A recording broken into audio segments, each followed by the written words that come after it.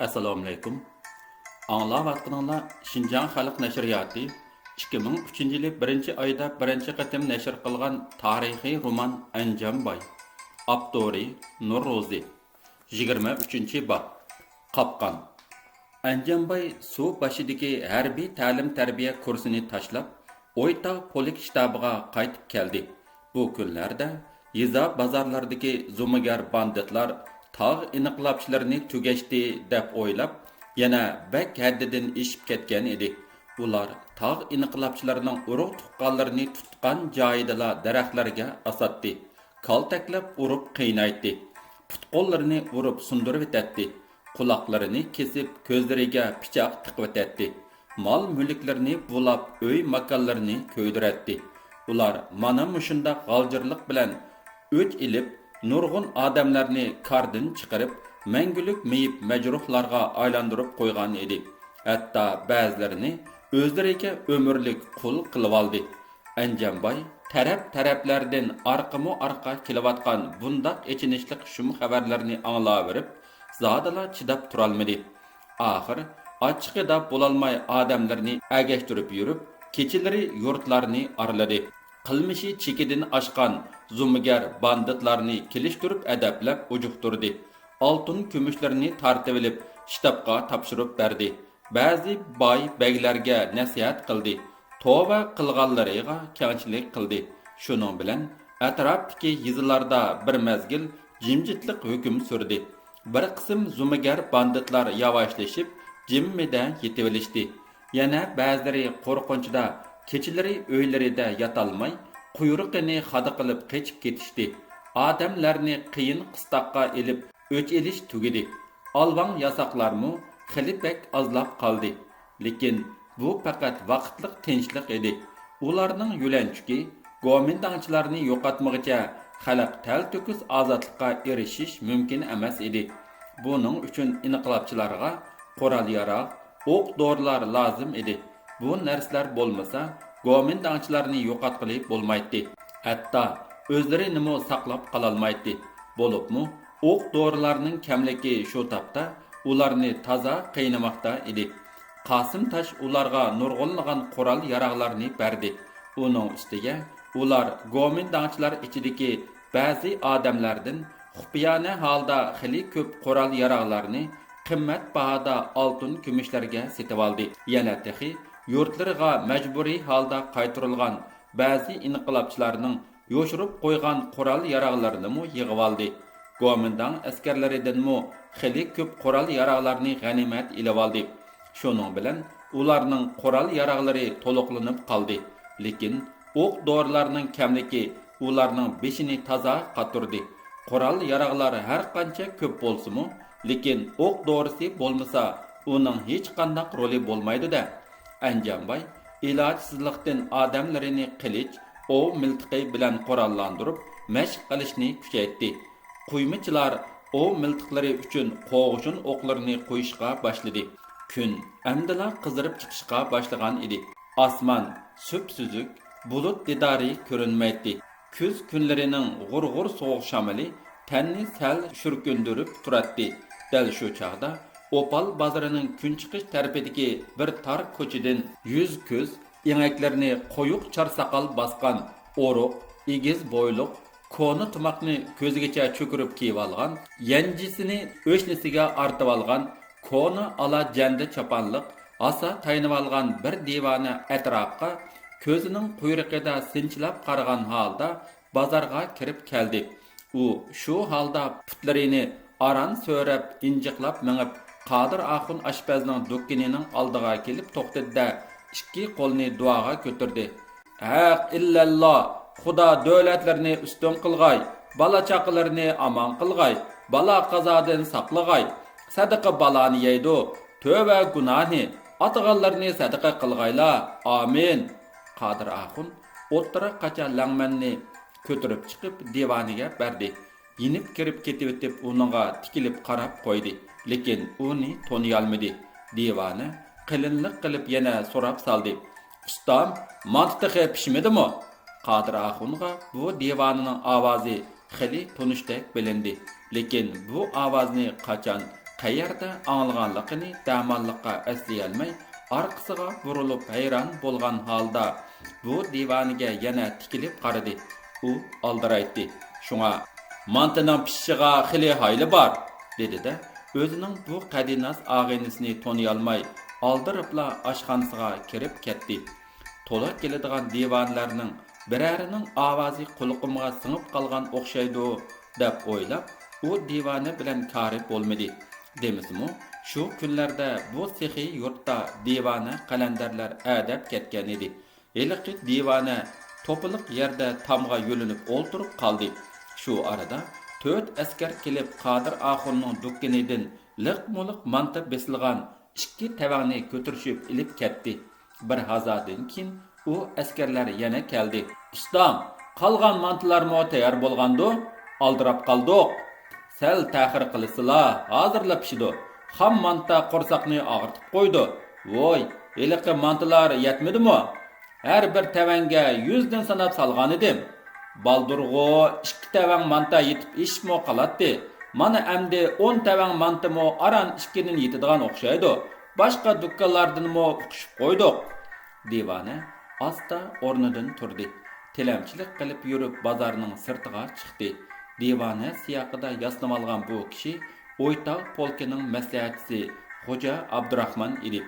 U To'g'raq beshi mahallasidagi xotin, bola chaqalarini yo'qlag'ach, atrofdagi dushmanlarning ahvolini tinglab beqish uchun bu taraflarga kelgan edi.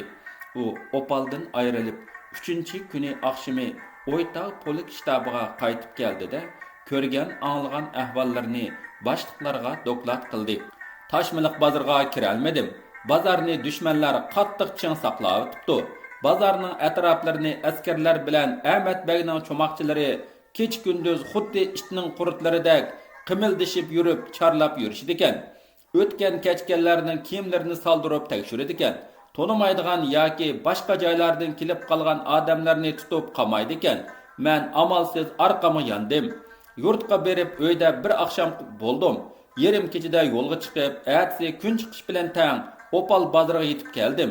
Qodir Oxun ustamning dukkanida askarlarning manta gepini qilishidan u yerdagi dushmanlarning sonini faraz qilib bilib oldim. Bir tavanga 100 dan manta tiziladi ekan. Undaqda 10 tavanga 1000 manta tizilgan bo'ldi. Har bir odamga aranla 2 dan yetidi deginiga qaraganda, aniqki u yerda 500 dan ortiq dushman bor degan gap. O'ytaq polkining boshliqlari Xo'ja Abdurahmonning dokladini anglagandan keyin xili uzoq talash tartish qilishdi. Bu o'q dorilarni g'amlab olishning obdan fursati. Dushman askarlari to'la yo'tkilib turdi. Ular yo'tkilib ketsa bu fursat qo'ldan ketadi deb qarashdi.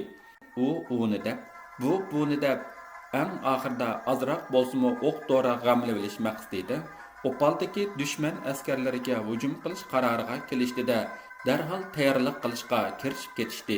Dal shu kuni kechqurun Zaydin bir muncha odamlarning oldida Qavuz alg'ayga buyruq qildi. "Qavuz, sen mujiga berib otlarni yo'qlab kel. Baytallarning taylaydan vaqti bo'lib qoldi. Net taylidi, ko'rib boq." Askarchi Qavuz satqun, yurtning nom nishonini o'zimi bilmaydi. Keldaxun nomi bor.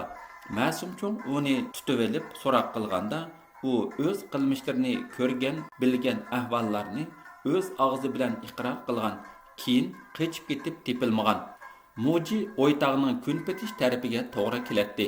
Lekin Qavuz alg'ay bir davondan aylanib o'tibla o'ngga burildi-da, jilig'ining ichi bilan minib, kun chiqish tarafga yurib ketdi.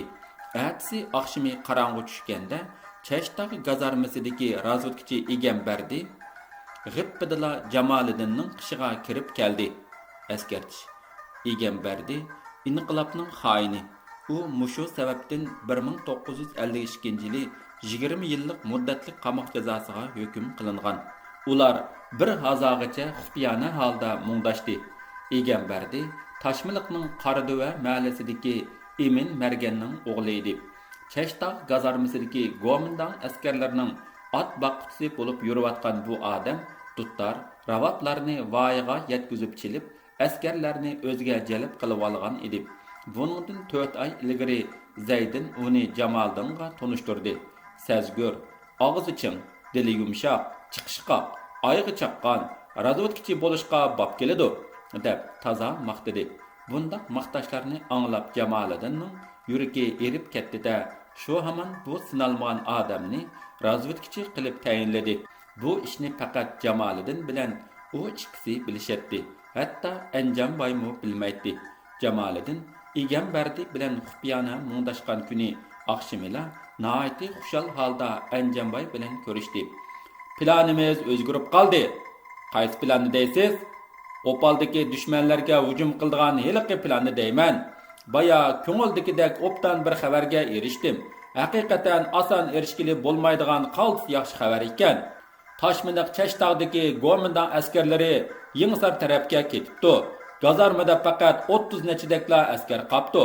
Ambarlarda ko'p qurol yaroq, o'q-dorilar bor ekan. Bu biz uchun tepilg'usiz obdan fursat. Fursat g'animat. Bu fursatni qo'ldan bermaylik. Yo'q, bu xabar ishonchli emas. Go'mindan askarlari nimishqa Yingsar taraf ketidi? U taraflardagi inqilobchilar allaqachon tarqalib ketib tugashgan tursa, bo'lmaydi.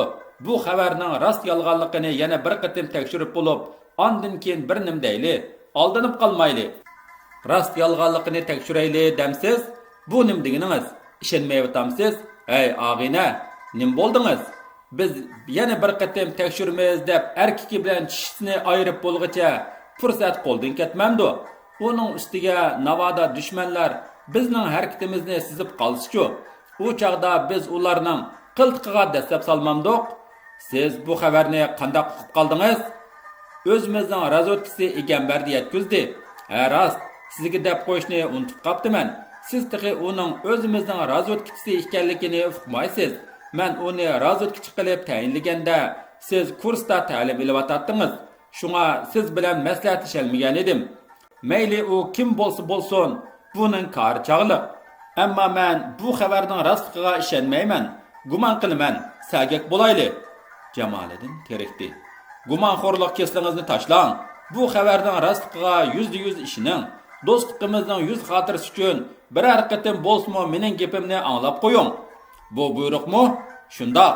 Lekin siz boshdan oyoqcha Anjamboyda ochiqingiz kelsa, hatto mening buyruqimni po'sh demayla, ner beri qilib o'tib o'zingiz bilganini qilishdan yonmaysiz. Bu taraflaringiz menga ayon. Shundoq bo'lsa, men sizdan xafa bo'lmayman. Lekin bu qitim mening buyruqimni qabul qilishingizga muhtojman. Men bundaq tegi-tekti qarang'u, ig'i bilan beg'ining tayin yo'q ishqa qaramlik qilishdan qo'rqaman. Odamlarimizning hayotidan, inqilobimizning nobud bo'lib ketishidan ansirayman. Menga bu ishning tagida qandaqdir yana bir ish bordek, bizga jin chaplashgandaklar tuyulyotidi. Qandaq jin ekan u? Bilmayman. Bu ishning tegi-taktini aniqlab boqayli. Yo'q, bo'lmaydi. Fursat qo'ldan ketadi. Bo'pti, siz qo'rqqan bo'lsangiz, mushu yerda qiling. Men borman. Men sizlarni dushmanlarga tashlab berib, bu yerda qarab tura olmayman. Abballi, mana bu gapingiz joyida bo'ldi. Shunga siz bizning do'stimizda.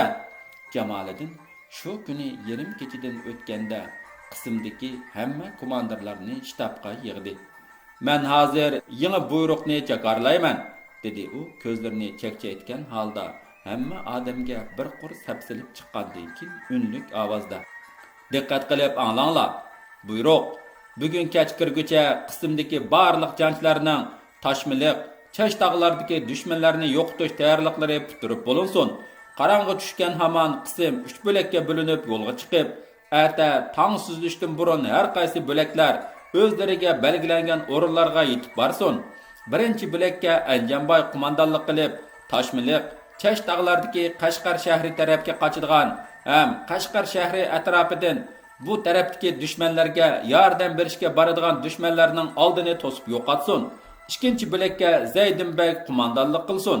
Barliq ig'ir qurollar bilan qurollanib, Chashtog' gazarmizga uduldan hujum qilib dushmanlarni yo'qotsin. Uchinchi bo'lakka Xo'ja Abdurahmon qo'mondonlik qilib, Toshmiliq, Chashtog' taraflaridan qochadigan ham Yingsar tarafdan bu tarafga dushmanlarga yordam berish uchun keladigan dushmanlarning oldin to'sib yo'qotsin. Buyruq tamom. Shu bo'yicha ijro qilinsin.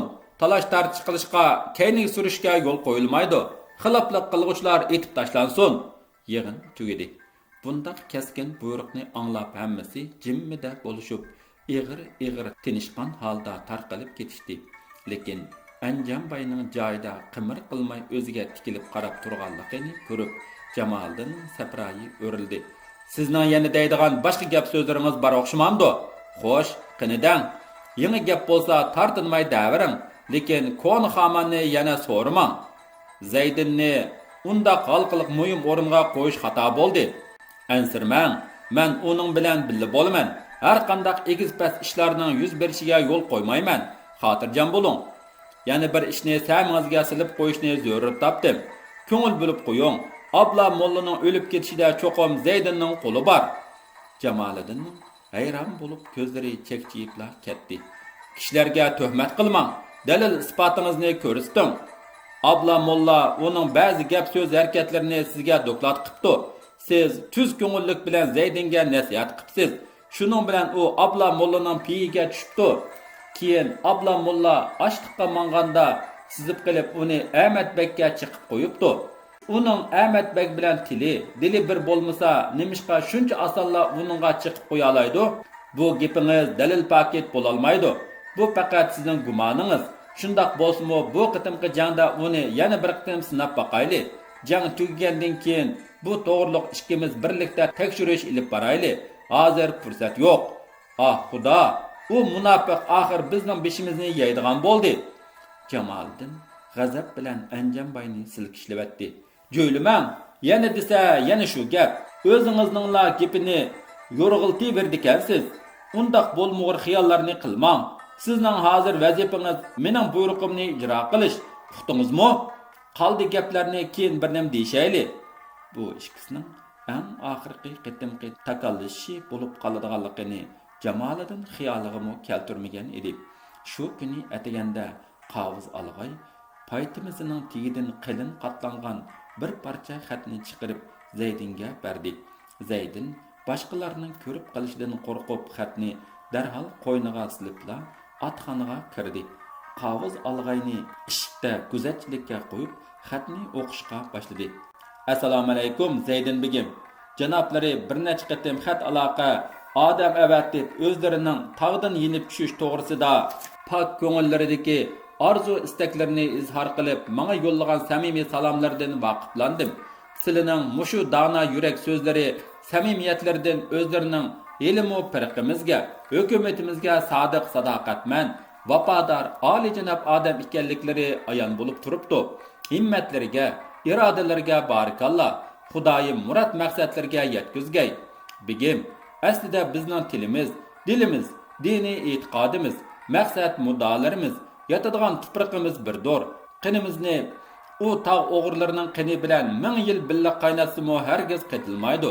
Bu taraflari o'zlariga ayondir. Janoblarining aslida u vahshiy, yerginishlik tog' o'g'irlariga qo'shilib ketadigan hech qanday maqsad muddalarning yo'q ekanligi menga 5 qo'ldak ayondir. Lekin ikkimizning cho'ng beglikni talishib qilish yuzidan aramizga sovuqchilik, adovat, o'chmanlik uruqlari chechilib qoldi. Men zamonning ozdirishi bilan o'zimni qaltis cho'ngchaqlab, ko'michimga cho'g' tartib, ko'prak qatirganligimdan cho'ng beglik mansibi menga, naib beglik o'zlariga berilib qoldi.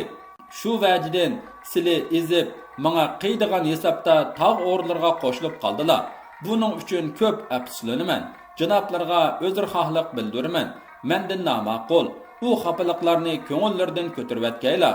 Shunga sizli ashu qimmatlik iroda niyatlari bo'yicha qaytib kelsizlarla, biz nihoyatda xushal bo'lamiz. Ikki qo'limizni ko'ksimizga qo'yib, oldilariga ta'zimga chiqamiz. Lekin men shu topda o'zimning sizlarga bo'lgan samimiy sadoqatim, vafodorligimni izhor qilish, do'stlik burchimni ado qilish yuzidan qo'mondonlarning o'zlariga qilgan farmonini samilarga silib qo'yishni zarur topdim. Qo'mondonlar o'zlariga shundoq farmon qiladilarki, mazkur kishi tog'dan mundaqla o'zi yolg'iz yenib tushsa, buning hech qanday ahamiyati, qiymati bo'lmaydi.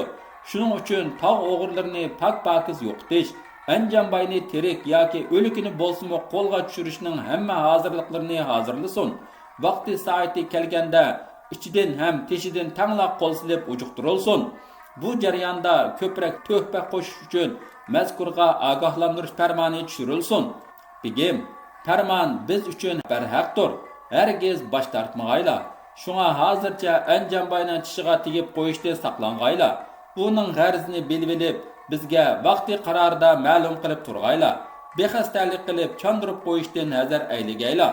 Bigim, bizning tog' o'g'irlarini ham ularning boshlig'i Anjanbayni yo'qitib xotirjam uxlay oladigan, taomlarning ta'min tetib yiyalaydigan, qamchilarimizning kuchidan yana baldirqidakla huzurlana oladigan, baglikimizning hukmini xotirjam suralaydigan, huzur halovatlik kunlarimizning yetib kelishiga oz kunlik qoldi.